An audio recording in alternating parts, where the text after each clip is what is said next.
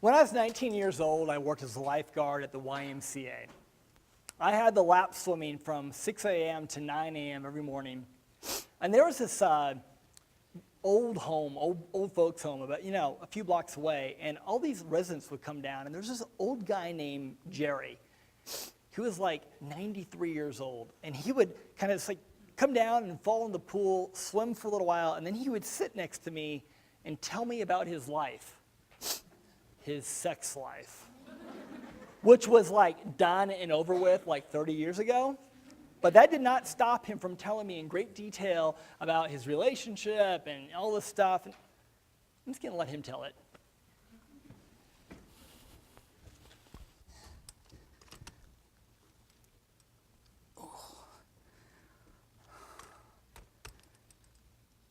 Oh.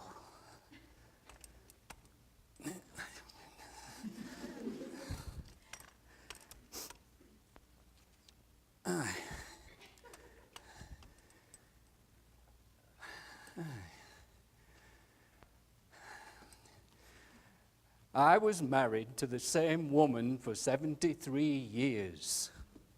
Aye. 73 years.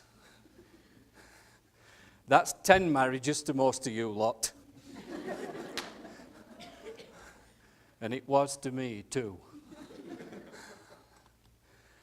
Over at the retirement home, all the kids, they want to know how I made it so long with my wife.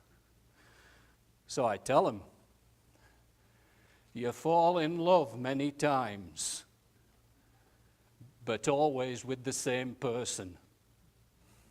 Aye. I'm a regular marriage counselor at the home, I am. The kids all come to me with their problems. There's this one fellow, he comes to me, he says he's having trouble with his wife. She says she wants a new wedding band for their 10th anniversary.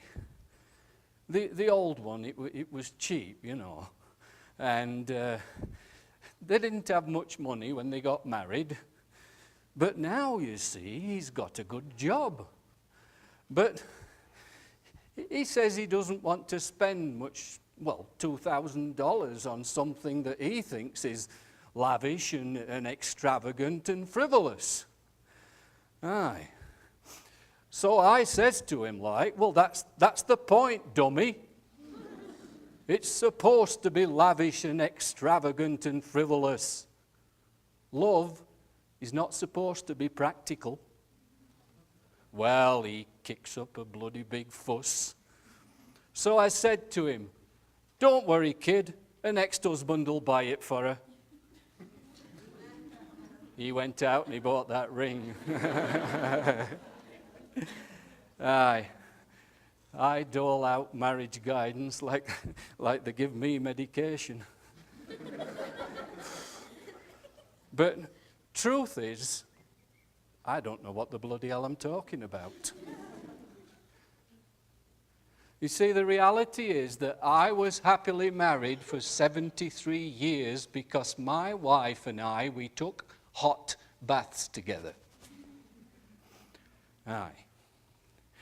You see, these hot baths, they started when our son David, I keep getting his name wrong, when our son David was born.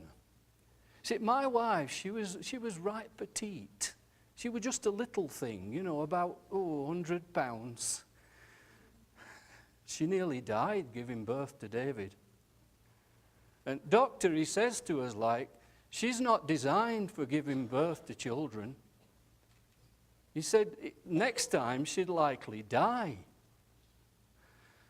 He suggested that we should try birth control. Well, we went to have a talk with our priest, and he said that he wouldn't allow us to use birth control. Not even if my wife's life was in danger. Well, I went back to the doctor, and he told me what to do. He said to me, use the swirl-and-swish method. I know none of you know what that's about, do you? When we tell people that we did this for 25 years. They say, well, it wouldn't work, but it worked for us. We did this every time we had sex, and she never got pregnant. No. After she was done swirling and swishing, I used to slip into the bathtub with her. Aye. I'd wrap my arms around her and we would doze off together. We did this every time we had sex. Up until, well, doctor, he said to us, you know, your wife's too old to have children now. But we still did it. It was great. Oh boy, we did it.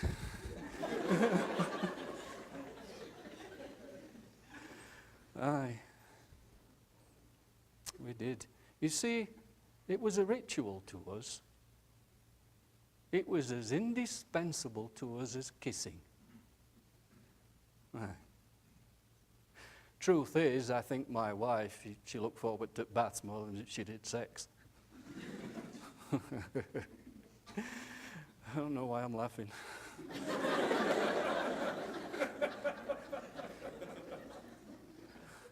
But over years, you know, I got really good at running hot baths. I would add bubbles and salts and oils, and aye, we did it every time, right up until, oh, my Maria, she got sick.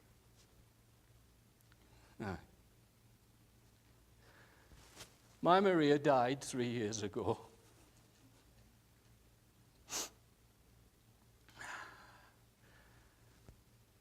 But I'm not afraid of dying.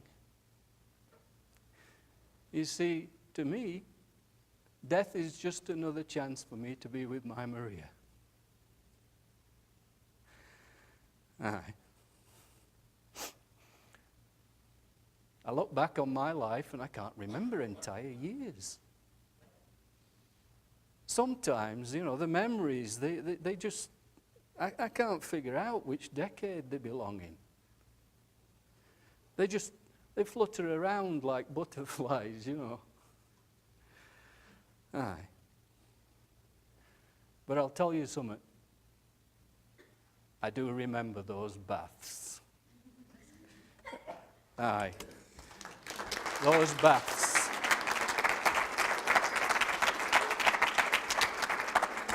Those baths. A few weeks later, he stopped coming to the pool.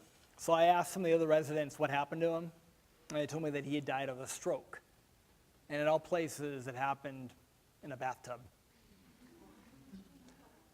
I want to believe that as that water turned cold around him, he felt these warm arms of Maria wrap around him one last time, or maybe forever.